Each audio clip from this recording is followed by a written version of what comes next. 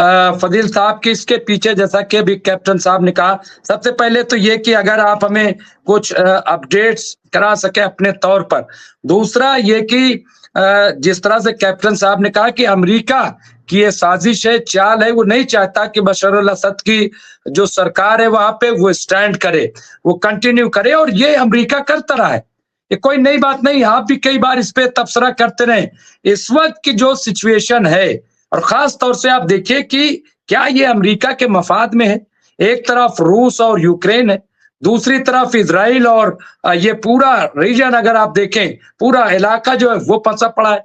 अब उधर बशरुल असद, हाँ, ये क्या है? क्या अमेरिका क्या वाकई उस अपने मकसद में कामयाब हो सकता है, या फिर जिस तरह से रूस और ईरान खड़े हो गए, क्या लग रहा है फजील साहब?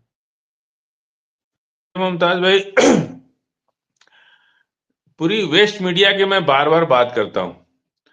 आज फिर एक वेस्ट मीडिया की चाल मेरे सामने आ गई। हिजबुल्लाह को वो लोग आतंकवादी संगठन बोलते हैं, हमास को आतंकवादी संगठन बोलते हैं, और सीरिया के लड़ाकों को वो कह रहे हैं रिबल फोर्स। देखिए कितना अच्छा नाम है, रिबल फोर्स। आतंकवादी नहीं बोल रहे, रिबल फोर्स बोल रहे। वाह, यही समझने की बात है कि जब वही काम दूसरा करे तो रासलीला, हम करे तो कैरेक्टर ढीला। जो आज पता है अमेरिका ने कंडेम किया है कि हमारा इसमें कोई हाथ नहीं, बाकायदा उनका प्रेस नोट जारी हुआ है अमेरिका का। और एक, भले ये जो भी लोग कह रहे हैं, लेकिन मुमताज भाई मैं इसको बहुत अच्छी खबर मान रहा हूं, क्योंकि इजराइल जो है वहां अपनी सेना भेजना जा रहा है, आईडीएफ को भेज रहा है।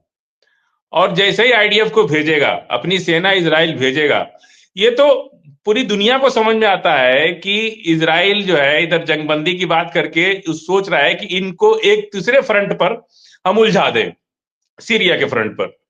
लेकिन इजराइल का ये सोचना बिल्कुल गलत है, वो खुद फंसने जा रहा है।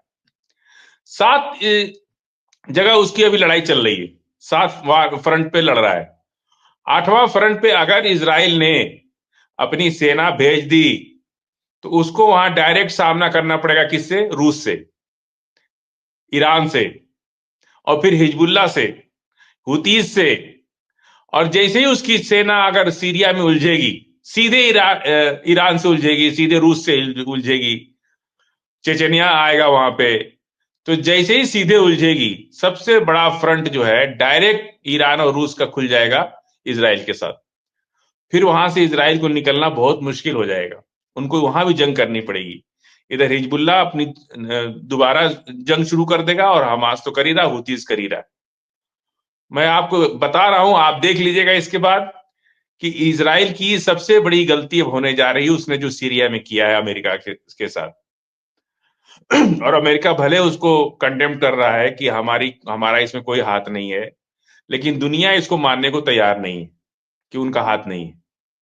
उनको ये लग रहा है कि हम सीरिया में उलझा देंगे तो ईरान, रूस सब फंस जाएंगे। फंस नहीं जाएंगे। अभी आपको हिजबुल्लाह से लड़ना पड़ रहा है, हमास से लड़ना पड़ रहा है, जो ईरान और रूस के ताकत से लड़ रहे हैं। वहां तो सीधे लड़ाई आपकी रूस और उससे हो जाएगी, सीधी लड़ाई आपकी चाइना भी बीच में आ सकता है, जब बात ज्यादा युद्ध बढ़ेगा तो ईरान से आपको सीधे लड़ना पड़ेगा। टर्की का एक आज जासूस पकड़ा गया है वहां पे सीरिया में। तो ये जो घटना हो रही है, मुझे लगता है कि जो मैंने कहा था ना कि जंग बंदी अभी कहीं कुछ नहीं होने जा रहा है। ये अभी देखिए, एक तरफ तो सीज फायर कर रहे हैं, दूसरा तरफ आप अभी भी मिडिल ईस्ट को शांति से ये लोग नहीं रहने देना चाहते, नेटो देश। अभी भी इन लोगों को और बेचैनी पता क्या है?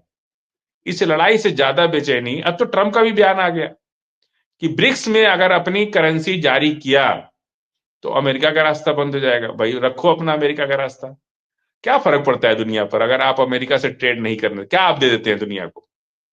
और 2-4 महीना, 6 महीना, 1 साल, 2 साल की परेशानी होगी, लेकिन लोग आपसे बहुत आगे निकल जाएंगे अगर ब्रिक्स ने अपनी करेंसी, अभी तो जारी करने के लिए प्रस्ताव आया है। तो ट्रंप ने कहा आज कि अगर ऐसा हुआ तो हम डॉलर में अपना हाथ खींच लेंगे और अमेरिका के लिए आप लोग के रास्ते बंद हो जाएंगे। अरे यही तो दुनिया चाह। देखिए, अबू अब्दुल्ला साहब हों या जो लोग भी हों, मैं सबसे गुजारिश यही करूंगा कि अगर हमारे वॉल पे कोई कमेंट हो आप जरूर अपनी बात कहें, जैसा कि जयदीप सिंह बुंदेला साहब ने कहा, लेकिन मैं कोई लफ्ज ऐसा बर्दाश्त नहीं करूंगा और मुझे कोई ऐसी दिलचस्पी नहीं है कि बहुत भीड़ हो हमारे चैनल पे और लोग आके देखें। जो भी कमेंट करें वो अच्छा कमेंट करें, नहीं पसंद कोई बात है तो उसको आप सवाल की शक्ल पेश करें। जी। तो 5 गांव वो युद्ध नहीं करना चाह रहे थे, लेकिन कौरवों ने युद्ध थोप दिया उनके ऊपर और मजबूरी में उनको युद्ध करना पड़ा। और जीता कौन? पांडव जीते, जबकि उनके पास सैन्य साधन भी नहीं थे। लेकिन जब आप कोई चीज किसी पे 7 अक्टूबर को जब इजराइल ने के ऊपर जब हमला किया, रिबल फोर्स हमास हम कहते हैं, जैसे ये लोग कहते हैं ना, हम भी उसको रिबल फोर्स हमास कहते हैं। तो जब इन्होंने हमला किया तो क्या उनको नहीं पता था कि इजराइल के पास इतने बड़े बड़े बम हैं, हमको मार देंगे? समझ रहे मेरी बात? और अगर कल म्यांमार हम लोगों पर हमला कर दे तो उसको नहीं पता है कि भारत से हम उलझने जा रहे हैं। कोई भी लड़ाई कि मुझे जहां तक तजर्बा है, लड़ाई जो होती है ना, गांव से लेकर के और दुनिया की लड़ाई उसी रेंज पे होती है। बहुत बड़े बड़े लोग, बड़े बड़े असलहे या गांव के छोटे भैया लोग जो है उनको मार देते हैं जाकर के। और किसी का अगर थप्पड़ से आप मार दीजिए तो उसका मनोबल गिर जाता है और सारे हथियार उसका रखे रह जाते हैं। किसी को बेइज्जत कर दीजिए, किसी के ऊपर थूक दीजिए आप, तो क्या करेगा? उठाएगा बंदूक, गोली मार देगा आपको। इतना रिएक्शन होता है इसका। आप किसी को बंदूक दिखा दीजिए, डर दिखा दीजिए और किसी पर थूक दीजिए, खाली किसी के ऊपर थूक दीजिए, तो वो अपने आवेश में आकर के अपनी हर चीज का इस्तेमाल कर लेगा आपके ऊपर। ठीक इसी तरह से आज सबको दुनिया भर को पता है कि इजराइल के पास, उनका इजराइल का आयरन डोम का चर्चा था। 3 साल पहले उन्होंने एयरपोर्ट बंद करा दिया, मारा तेल अवीव पर एयरपोर्ट पर, 3 दिन तक एयरपोर्ट बंद रहा, सारा आयरन डोम फेल हो गया। और 100-100 किलो का बम तो उनके ऊपर भी गिर रहा है। हिजबुल्लाह ने नहीं मारा है शाहीन मिसाइल से?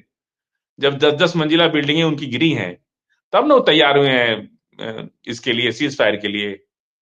उनका आयरन डोम फेल हुआ, उनके बड़े बड़े मॉल तेल अवीव में तो इतना भयंकर हुआ कि अभी तक लोग उससे निकले नहीं। और कितना करीब करीब 3 लाख 4 लाख लोग जो है इसराइल छोड़ के चले गए, और जहां इसराइल की सेना वापस नहीं आ रही है। और ये जो एक तरफ जंगबंदी की बात करके जो इन्होंने सीरिया में जो ये हमला कराया है वहां के सरकार पर, ये क्या है? ये दिल से उन्होंने इंस्पायर नहीं किया, वो रास्ता खोज रहे, वो रास्ता खोज रहे कि इन लोगों को कहां डिस्टर्ब किया जाए। और कभी कभी अपना खोजा हुआ रास्ते में आदमी खुद ही उलझ जाता है। मैंने अभी शुरुआती दौर में कहा कि सीरिया में इजराइल सेना भेज दे, अब तो बहुत अच्छी बात है।